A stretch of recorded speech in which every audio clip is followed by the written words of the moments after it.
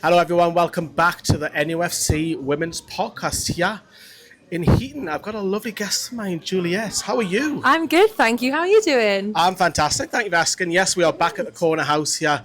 Where is this Heaton? I think so. It's classed as it's on the border, isn't Heaton, it? High Heaton.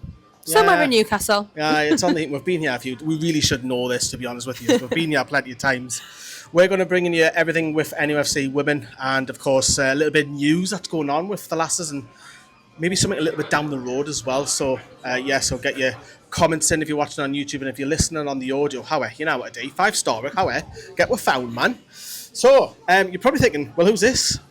Now, she was briefly on one of our vlogs, very briefly, at half-time a few weeks back, but we've got Juliette on to talk all things about Newcastle United Women. So I want to ask you straight off, because that's what the audience is going to want to know. What's your story behind following the club? Let's go. So I'm born and bred a Geordie, even though I don't quite sound it anymore. I did grow up in Newcastle, and then when I was 16, I moved to Kent, which is why my accent has gone a little bit more southern. But of course, I've grown up supporting the lads. And then when I got into women's football back in 2020, around the time of the Euros, and I found out that Newcastle Women's had a team, I was like, I'm so down for this. And just been supporting them ever since then. So since Tier 4 up until now, been supporting and still going strong. Do you get stick with the accent as well?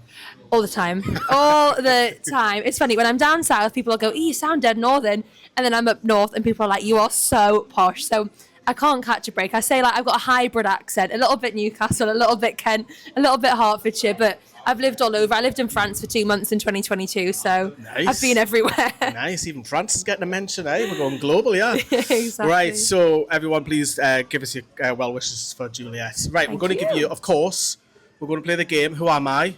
Even Juliette doesn't even know who it is yet. No Got clue 3 yet. clues for you. We'll come back to them every so often during the show for you. But clue 1, we're going to kick it off straight away. Now remember, this could be a current player, it could be a coach, it could be an ex-coach, an ex-player, it could even be a fan, it could be someone from the TV world. It could be me. Yeah, it could be even Juliette. But the clue 1 that we're going to throw at you is you will see me at every Newcastle United women's game, home and away. Every match. And I'll give you a clue, it's not me. It's not me. That's a little bonus. It's an extra clue. It's a little bonus for you. So, clue 1, you will see me in every home and away game for the women. Right, moving on then. So, Amber Keegan-Stobbs, she was announced, wasn't she, as an ambassador for the foundation. First of all, how good is that? Incredible. I think she's the first women's player to be announced as an ambassador for the foundation. And I think, again, it's just having that women's representation across not just playing the game, but in the behind the scenes, just to inspire young girls who are out there wanting to play football, just so they can have those role models to look up to. So I think it's such a huge step forward for the women's game. I think because she's also openly admitted it last summer that she's had her own demons, her own problems in the past. She's got that experience as well. And you see a lot of it with Yara, right? A lot of people who have retired and then take on a role of ambassador role wherever it is, even if nothing to do with mental health, just in general. And I think it's commendable that she's done it. She's openly admits it, and she's a leader in that dressing room. And as you say, it's important to show that. And no doubt in the dressing room when there's young girls like Poppy Pritchard is just saying she'll be putting her arm around her and giving her advice and stuff. Absolutely. How important is it, not just in football terms, but in the real world, everyday life, is it to talk about your struggles? Oh, I think there's no limit you can put on how important it is to speak. And I think speaking up, it not only helps yourself because you're sharing those problems, but it's also going to show to other people that they're not alone in what they're struggling with. Everybody has, everybody deals with their mental health, whether it's quite severely or not so bad, but just speaking up and opening up that conversation, I think it doesn't go unnoticed how far that can go. And just to show people you're not alone, I'm struggling too. So it's really, really important. It is. I'm going to drop you the link in the chat with the foundation for the campaign #BayGameChanger. They help thousands and thousands of people up and down, not just in the region, up and down the land. So, and we've seen the squad obviously in recent times, and that's why Joe's not with us. So we're thinking of you, Joe, mate. We are. So please reach out if anyone else is struggling. It was really nice just to see the fact that the likes of Anna Soulsby give us a call. Amy Andrews even reached out to me personally. Andy Cook. People who didn't have to, and I'm just talking from my own experiences, Juliette, and every single one of the players put on their posts, please find Joe, find Joe. It was wonderful. It's to see, so important to see, and just especially it shows that community of Newcastle United. I even saw people from Durham sharing it. It's like football has no colours when it comes to things like this. Everybody just wants everybody to be okay and know that there's a shoulder to lean on if that's needed for you. Yeah, it's really nice. And Joe's okay, but he's not okay, and I think there's nothing wrong with It's that. commendable though Yeah, to it is. actually open up about how you're struggling and sharing about your demons, because again it shows other people that they're not alone in what they're going through, and it means people like you can reach out and actually show people that they're not alone. Yeah, we'll relate to back time at Keegan Stubbs. She's gone through it, and look at her. She's now ambassador because she's been there, done that. And look, if any one of you is struggling home, and obviously please reach out. There is that link down there below. I just want to say everyone who's reached out to me personally, to Joe, to NFTV, even people who are searching on the streets for him, he is safe and sound. So we are grateful for everybody who's done that. So thank you very much from all of us at NFTV. I'm going to go on to clue 2. It's quite early on this one because we do have a lot to talk about with the women. So I'm going to give you another feeder clue. This one might be a bit of a bizarre one, but we'll give it anyway. We'll go back to clue 1 with yours. You will see me at every Newcastle United Women's game, home and away. Clue 2 is I always wear shorts at games. So, clue 1. It's narrowing it down, isn't it? It's narrowing it down a bit. You don't know yet, do you? I've got my suspicions, but I'm going to let the people drop it in the comments first, and then I'll come back. I'll come get back your to answer it. off you later. So clue 1, I'm at every game, home and away. And clue 2, I always wear shorts. I bet there's people out there trying to think now, right, is it a fan? Is it a player? Or I don't know. I'm thinking player, because they're going to be in their shorts. See. But I'm thinking someone on the bench. So is it a fan, maybe? it could be a fan. Who always wears shorts? Tell me. I know one or two that wear shorts. I know it's not me, because I get cold. Yeah, I'll wrap up. I'm proper whip. I'm not going to lie to you. Right, director of football. I don't know if you've seen this job advertised recently with the lasses. Obviously, Paul Mitchell's the sporting director, of course, and Sue Cummins. Sue! Love you, Sue. Head of women's football, and then it drops down to Becky, the management of players and so on. But it's interesting, this new director of football coming into the women. The dynamics will, of course, change. What's your thoughts on it, Juliette? Is it to work alongside Sue, under Sue, above Sue? I know there's a lot of questions there. What's your thoughts? I think essentially it's just another sort of string to the bow of Newcastle United Women's Football Club. It's just the more sort of people that we have, pushing the game out there, reaching new people. I think everyone's sort of working together. Obviously, you've got your managers, you've got your people who work below them. But I think as long as everyone's got the same sort of vision, which is just building the club and making it as good as it physically can be, I think that's really important. But what are your thoughts on that?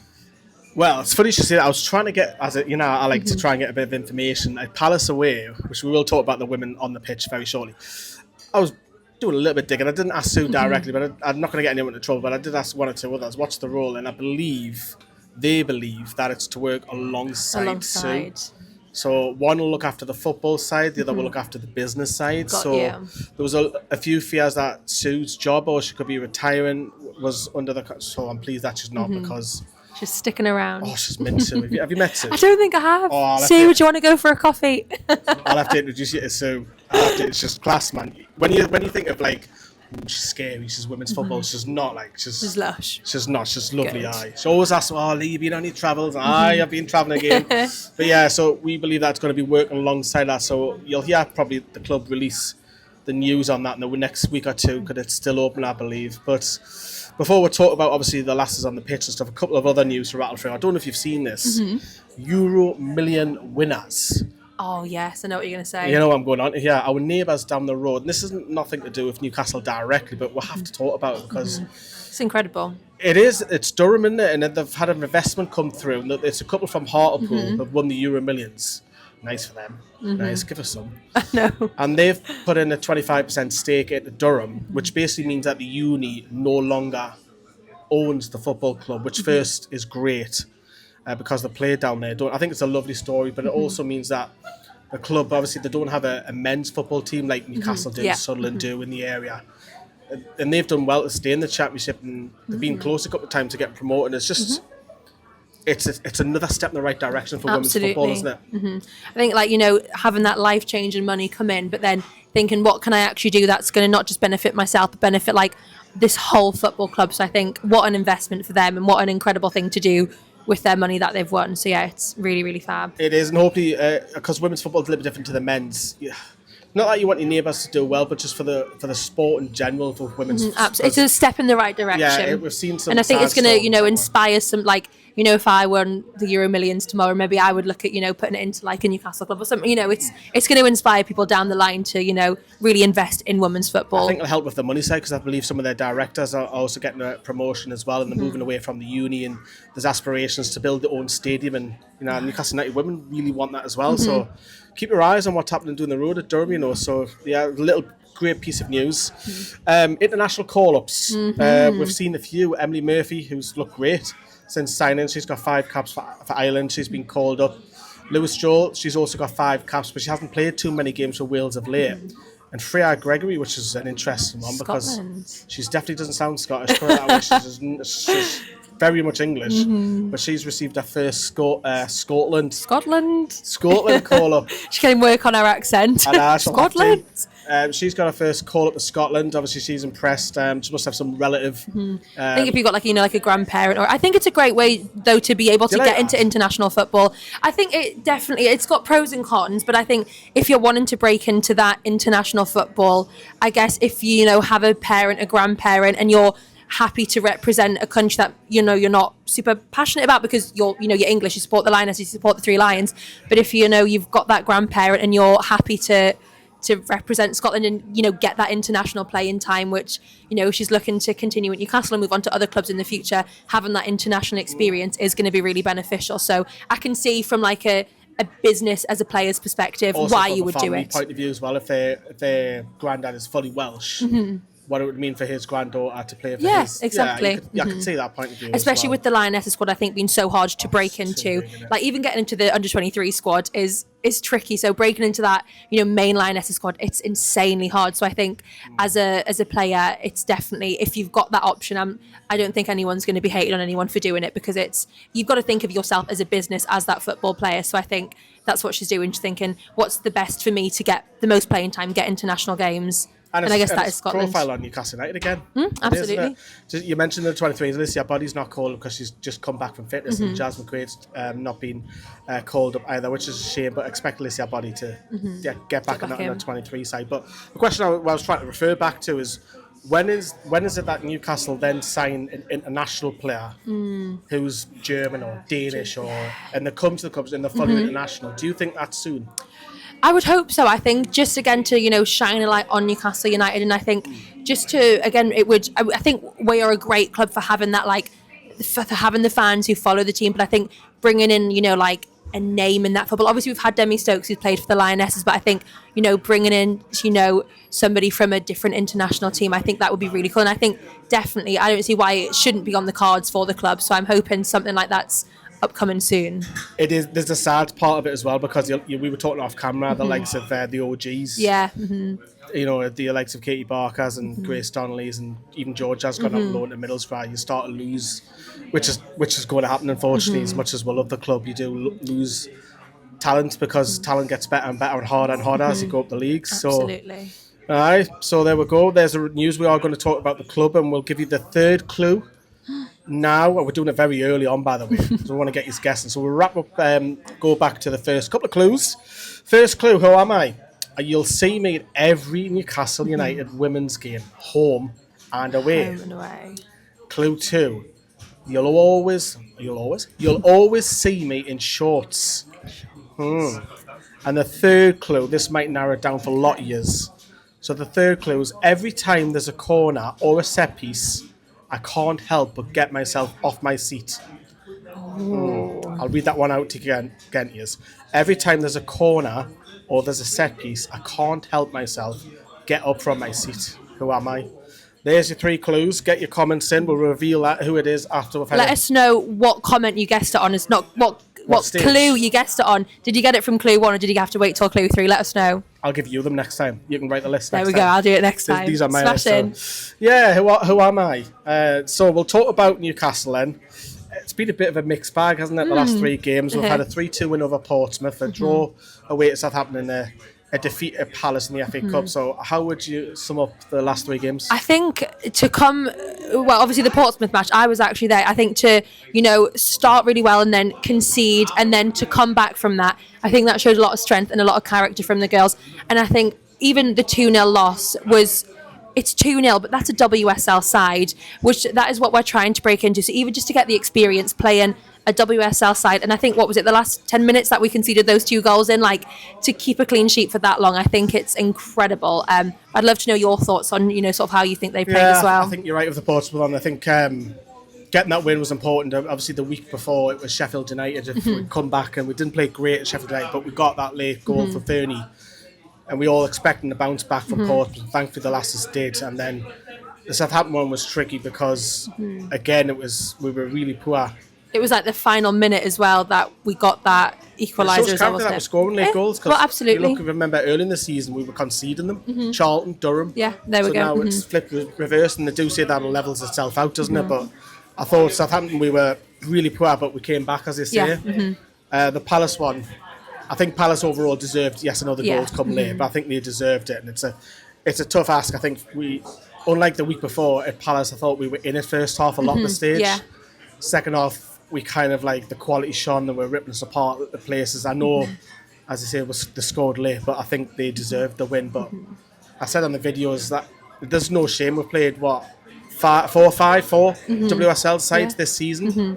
Asked me that 2 years ago. It was unthinkable. Exactly. And even just the experience from that for, hopefully progressing to the WSL in the next few seasons, just to, have that experience play in the sides it's going to be invaluable to them in the future for sure. Claudia Moore was outstanding once at Palace. I mean, she's had a bit of criticism since she's come to Sunderland. We all said she's a great goalkeeper. She had a couple of mistakes this season, but every goalkeeper does. Yeah, but they get penalised, they get highlighted, don't they? I think that's the thing. It's like you forget the balls had to get through everyone on the pitch to get to the keeper, but they're the ones who get the stick. But like you said, it's the saves she's pulled off are incredible, and you cannot physically save everything. Like it's impossible. I'm buzzing that she's bounced back and she's put in that. She was the best player on the pitch for Newcastle quite easily, and so it's good to see her come back because she was getting a bit of stick from the Palace fans behind her as well, because they were right behind her as well.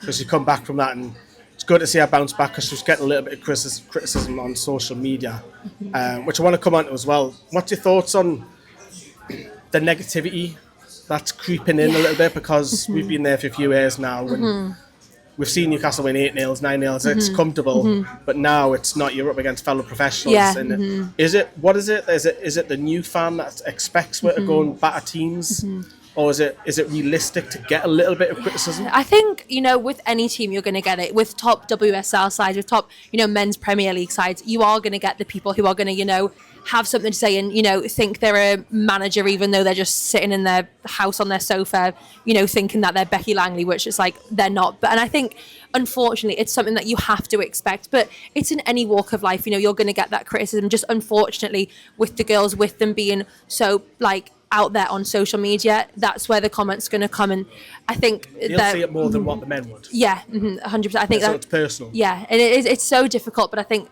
you have to look at the amount of positive comments that they're going to get and then the 1 or 2 negative ones, and it's like, who is sending these negative comments? Like Jack playing Sunday League football who doesn't know what he's talking about. You've just got to take it with a pinch of salt, like you said, who it's coming from, I don't quite know. Could it be that, like you said, the people who seen them batter teams 9-0 and thinking, why aren't you doing that anymore? But then as the teams grow and get into harder leagues, they're playing harder teams. Like, it's going to be harder to batter Crystal Palace 9-0 than it would like Hull a few seasons ago. Do you know what I mean? So it's very true. We've lost the least amount of away games. We've lost the least amount of games in the whole league.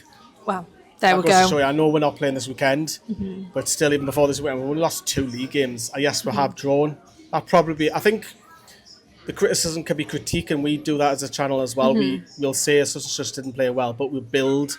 That's the way I like to do it. So if I say, and we're not doing it from a place of because we're going to see the players next week, aren't we? We're not going to it's not personal. I think it's not personal. It's not from a place of I want to make you feel bad. It's just it's a general comment that next weekend you might be saying, okay, they weren't so good last week, but this weekend they've had a complete reverse and they've there you go. That's a prime example. Didn't have the greatest games, bounced back, put in a world performance. That's what we know that she could do. Exactly. Absolutely outstanding. So I think it's just I think there's levels where you can critique, but just don't go overboard. There's especially the women's Facebook group. There's families that are on there, like families, players, sisters, and boyfriends. It doesn't need to get personal. It just needs to be.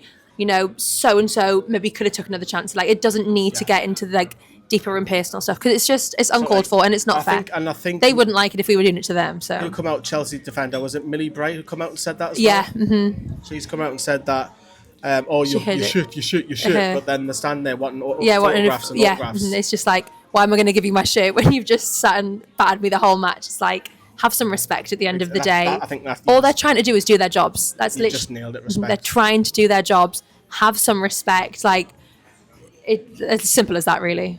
I want to talk about the break because it's another one again. The positives are, because I've got the list of injuries in front of me. We've had injuries to Liv Watt, Charlotte Potts, Jodie Bartle, Emma Kelly, Alicia Body, Poppy Pritchard, even Beth Lums has only just come back. We couldn't play Sibley the weekend. We couldn't play Charlotte Wardlaw. We couldn't play Freya Gregory because they're all cup tied or playing against parents. Did you see people were talking about Hannah Watkins in a black and white shirt because we didn't have enough subs, so they were like, well, if you've got to play in the outfield, there we go. And I mean, you know what, in that thing, they're going to train in everything, so if that opportunity had to arise, you know, I'm sure the girls would be up for it. But might have to be if it went extra time, because Ava come on, and she was the last outfield player. If we got in extra time, we'd have had to. Hannah, you got up top. There we go. Peter Crouch, lump it long. But yeah, it's a good time to try and get some bodies back. But the women's schedule, and I've got to be so critical of it. I know there's new people in charge this season for the top two leagues, but when Reading have dropped out of the league, I know it's difficult, but Blackburn had cancelled the game, and then it was the 4-week Christmas break, so Newcastle didn't play for 6 weeks. Then they've only just played, 4 games, and then they've got another month off because we're due to play a Reading. It needs looked at next season. Yeah, 100%. It just causes injuries. Exactly. Stop playing. And it's got to be hard mentally as well to, get yourself back in, okay, it's game mode, and then, okay, it's hard to keep up that momentum, especially if you're on a good winning streak. It's hard to keep up that momentum when you're then having all these breaks and stopping and starting. So it definitely is something that I think needs looking at. Get yourself after the Caribbean, why not? Have a couple of weeks there. There you go. I think it does need looked. I think it does need into, if I can say the right terminology. And the last thing I wanted to talk about is, we were going to bring this up with Joe here as present, is the talkSPPORT debate. Because I know you've had your say on that. Where do you start? So for people that don't know, there was an argument with Shaban, and it was, give me the names. Joe Brazil. Yeah, Alan Brazil. Joe, I'm thinking of Joe. Alan Brazil. So Alan Brazil's basically just saying that nobody cares about Manchester United women, whereas Shaban was saying there is. There is. What do you think Alan Brazil means? I think, unfortunately, women's football is always going to be a couple of steps behind the men's, and that's because we've had so many adversities thrown at us. We've had the bans, and I think since having the women's football ban, it's always going to have been the women are a few steps behind the men because they've not had as long to, get onto the same levels as them. And I understand, the Manchester United men's team, the men's teams are going to have, the better followings. They're going to be slightly bigger in profile, but that's because they've had that time to build. So I think, whatever he was trying to say, whatever he was meaning, but even when Shaban, sort of called him out on it, You're a dinosaur. Come on, Alan. And you've got a granddaughter who plays football. What you're saying is damaging to girls, not even just in the UK, like around the world. So I just think it shows that with women's football, you can take 3 incredible steps forward, but then the steps can be taken back so quickly someone fell off the cliff, haven't you? Exactly, when someone just makes a comment like this. Not that I'm sticking up for Alan Brazil here, but do you not think he means that Manchester United as a club don't care about the women's? I think that's possibly what he's trying to get because they did have the issue when they don't care. The women were kicked out of, I think it's Carrington, their training ground. They were kicked out because the men's training ground was being fixed, so the women were put in God knows where, and it's Has he beat a game yet? Radcliffe, has he beat a women's game yet? Exactly. I think that's why he's trying to. I think where he's getting wrong is saying that everybody doesn't care. I think that's wrong, because there's a lot of people that care about Manchester United. There's a lot of people that care about their own teams, Arsenal, Chelsea, even all the way down tier 4, tier 5, all the way down. Exactly. You get some fantastic attendances. Women's game has massively improved. I would probably say the last 15 years. Hugely. I think we've got the best league in the world now. I think we've overtaken America. So there is a long way. There's still a long way to go in terms of being perfect, but the TV, it's on TV a lot of the time, the revenue's going up, and I think there is a lot of challenges in there to go still, but it's in a better place than what it was 15 years ago. Yeah, 100%. Good. 100%. Right, so we shall reveal the answer, and then we will wrap up for you for this latest pod of ours. I don't know if you're going to get this or not. I don't think I am. Okay then, so we'll go back to clue 1, who am I? You will see me in every single Newcastle United women's game, home and away. Okie dokie. Clue 2. I always wear shorts at games. And then clue 3. Every time there's a corner or a set piece, I can't help myself get up from my seat. So we know they're sitting down for most of the match, and they're standing up when there's a corner or a set piece. Honestly, I feel my mind is boggled. You might just have to tell me. You might have to tell me. So what I can tell you, it's not a fan. It's not a fan. I didn't think it was. I thought not many people are going watching. Because I know there's one or two that does wear shorts. Dave's one of them. Who's on the channel quite often. It's not Dave, because I know Lorraine thinking, it's you. It's not Lorraine. It's not.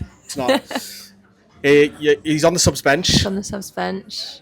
That's what I was thinking. Someone on the bench, getting excited. It's not Becky, obviously, because she doesn't wear shorts. It's Brassy, a.k.a. Stephen Brass. So he's the goalkeeping coach. There we go. He's at every single home and away game, obviously. He's always in shorts. And when there's a set piece, he gets off the bench and starts barking instructions to Claudia, defensively and attackively, whether it's a corner or it's a free kick out wide. That's something you're going to watch now, isn't it? You're going Absolutely. I'm going to be having a good look at it. Yeah, there he is. He's got shorts on. He's got shorts on, Brassy. You can't miss him, like 6 foot odd.